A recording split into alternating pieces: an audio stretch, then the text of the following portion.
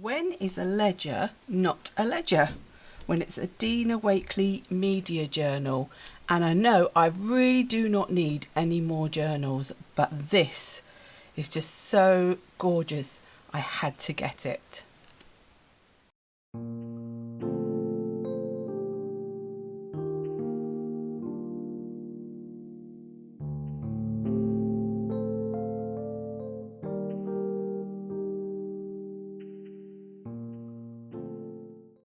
Hi everyone, Jane here. Thank you for watching today, and if you are new, welcome, and if you're a returning watcher, welcome back. It's lovely to have you. Today I am going to be doing a quick introduction to this ledger journal.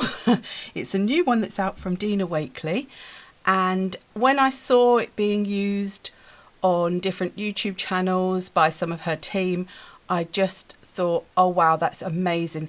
I love old ledger style papers. I have actually got an old ledger. Now it's not one that's got any writing, it's not ancient. It's just plain pages, and I bought it in a charity shop. I found it in a charity shop, but the paper is extremely thin and really difficult to work on.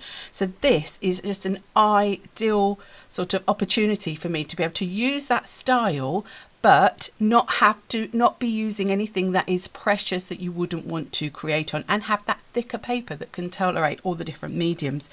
So as I said, this is by Dina Wakley Media. It's a printed ledger journal for mixed media with 48 pages by Ranger. It's a little bit tricky to get hold of at the moment. I had to put in a notify me button on Budley Crafts in the UK, so I would suggest you check where you are. It may be easier to get it in the United States.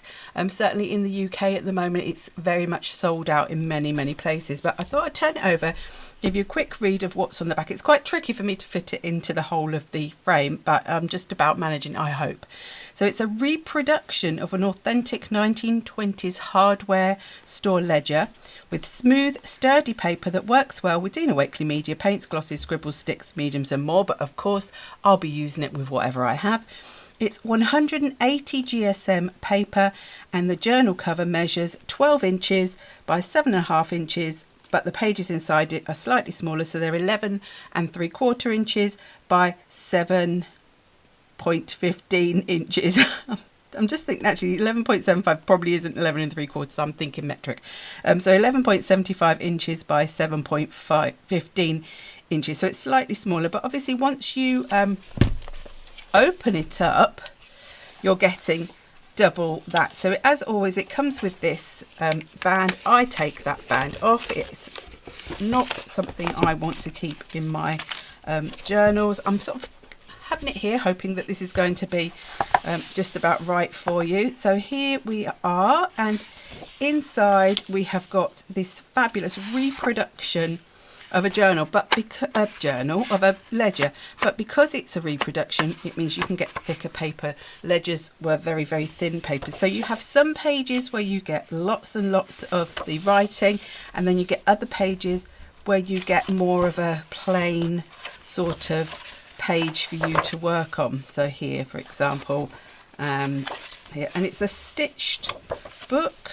And I don't know if I need to go through the whole thing with you, but it just gives you a beautiful background to start working on top of. So you've immediately got that sort of text coming through, and the colour means that you're not working onto a pure white or a pure cream. It's really vintaged already. I just really love it. Now I also do have the Dandelions journals, which have a printed ledger effect in the background, but it's not as antique as this. So this I thought would go really well with my stash of journals. And as anybody who has watched my channel for any length of time or seen one of my more recent videos will know, I have a lot of journals. So I thought I'd do a quick flip through of that for you, and then what I'm going to do is I'm going to use the ledger journal, but I'm going to speed the video up and give you a voiceover so I can explain my process, and hopefully you will enjoy seeing how this gets used. So thank you very much for watching so far,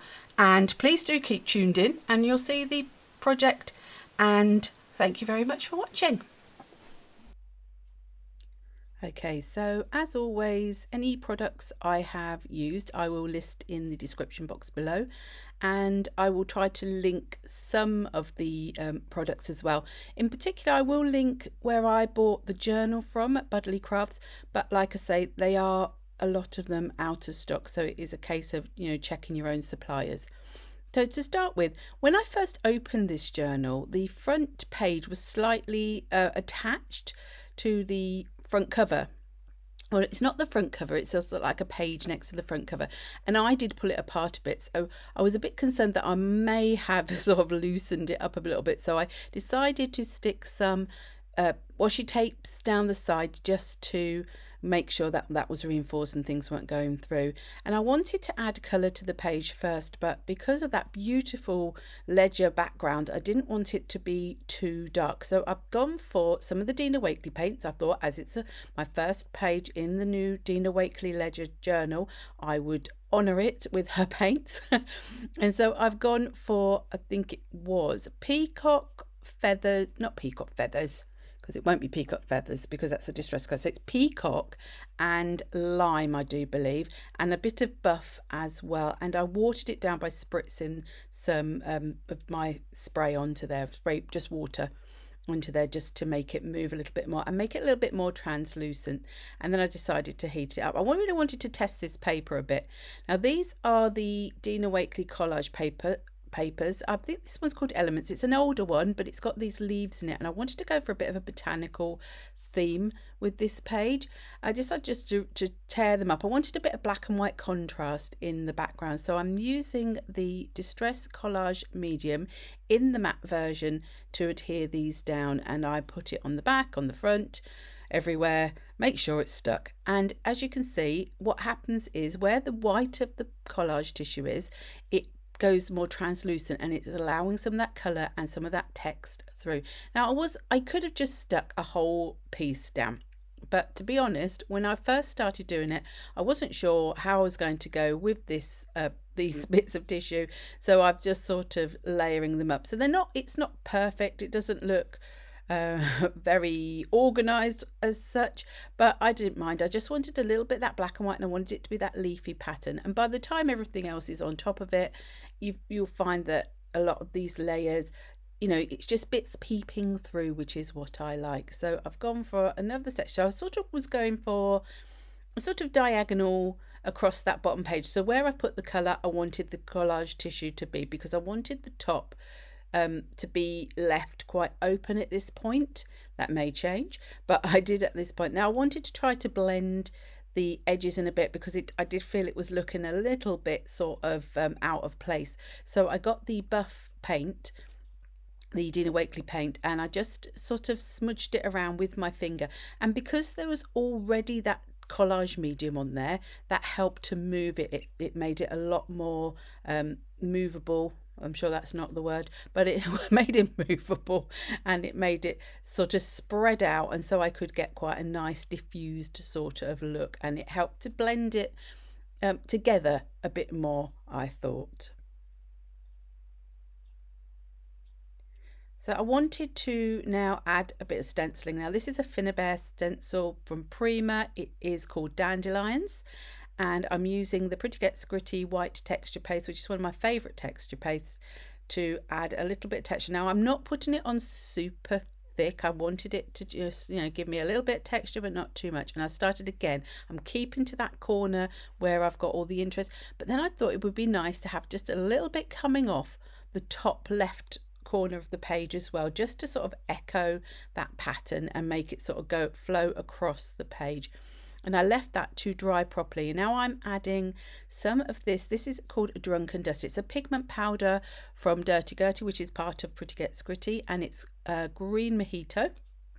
And I mixed it with some water in my little dish first, because I didn't want to just sprinkle it on and spritz it. I wanted to be a lot more delicate with how I was applying it to the page. And because you've got that collage medium, if it goes where you don't want it, like it did just then on the washi tape, I can easily wipe it off. So I'm adding a bit of watered down pigment powder, and then I'm adding extra water on. And then I decided I wanted to add some of the turquoise Dina Wakley paint in with it to add a little bit more contrast and a little bit more opaqueness to the background.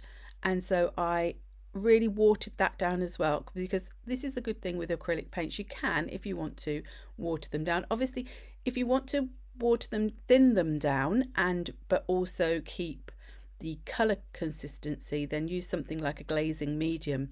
But I'm quite happy to use water in this sort of situation, because I'm not trying to get too deep a color. So now I wanted something botanical, and the book from Marta, the Maremi Small Art book, is ideal. It's the Botanica, I think is actually book, and I chose this sort of half a page, and I wanted a few different elements, but because I already now had texture paste and all sorts going on my page, I wanted to make it a little bit thicker than just sticking the paper straight onto the page. So I've got a piece of very thin cardboard. I can't remember, it may be something like 200 GSM, just over 200 GSM. It's very, very thin, and I'm just sticking the pieces on. So I roughly cut them out and then stick them on, and making sure the glue's covered edge to edge. The reason I roughly cut them out first is just so that I've got less bulk. I'm not wasting my glue on paper that's going to get cut away. And I'm using my Teflon bone folder just so that I can squish out any glue that's underneath and hopefully make sure that it's properly stuck down all the way across. You could use something like a spray glue, a glue stick, something like that, probably to get a more even coat of your glue, but this works fine for me. So it's quite a quick drying glue, so I'm not too worried, but ideally I probably should have left it sort of a little bit longer. So I decided I would show you cutting out one of the elements on screen, and then I will do the rest off screen, because I didn't think you needed to see me repeat the same process multiple times. So I cut away the bulk of the card to start with, and then I'm just going around the image. I'm cutting off bits where it's really, really fine and fancy, and I'm not going to be able to cut it, so that it just makes it a lot easier. And also, if you've got too many really fine elements, they just become very, very unstable to try and then use them, and they'll probably get torn off anyway. So I've cut that apart, and then here you go, I've cut them all. It's like a miracle. And so I've decided I needed to add something around the edges, because they've got a bit of a raw white edge where I've cut them. So I'm using the Tim Holtz Distress Mini, and it's in vintage photos. So I've got my little stencil brush. I put my little mat down just so, number one, to protect the page underneath, because I'm sort of a bit limited in space at this point, and I wanted to keep the page there, but also because then it glides nicely with the stencil brush and the ink onto the cardboard. So I'm just going round each edge, and sometimes I'll get the ink pad direct to add a little bit more in. Sometimes I'm just adding it in with the brush, but just to get a bit of colour on there. If it goes onto the actual image, I don't mind, because it's a very vintagey style page, botanical and field notes. It goes really well with the theme. So I'm going around each one in turn until I'm happy with how it looks. So I decided that it needed to have the same white glue to stick these ones down. So first of all, I laid them where I thought they should go. So there's one bit there that I actually cut from the side of the page, and sometimes you might see that in the book and think, oh, that's a waste. But of course, you can stick it to the side of your page and it looks like it's meant to be there. So don't waste those bits of flowers and things that are maybe on the side of a page when you cut them out, because they are all usable pieces. So, and also the leaf was originally attached to the flower on the image, and I decided to cut it separate because I thought that'd be easy, and then I can put it back wherever I want. So rearrange your flowers, rearrange your composition so that you can make it work for you in the page or the project that you want to put it onto. So there I've sort of took the same things off the page but rearranged them.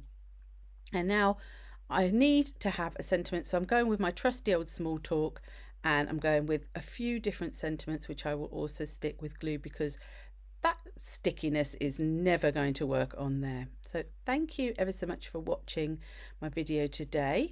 If you enjoyed, do please give it a thumbs up, and if you haven't already subscribed, if you could subscribe to my channel, that really helps me let YouTube know that my videos are being watched and people enjoy them, and helps to promote them to further places. So thank you ever so much, and I will see you in the next video. Bye.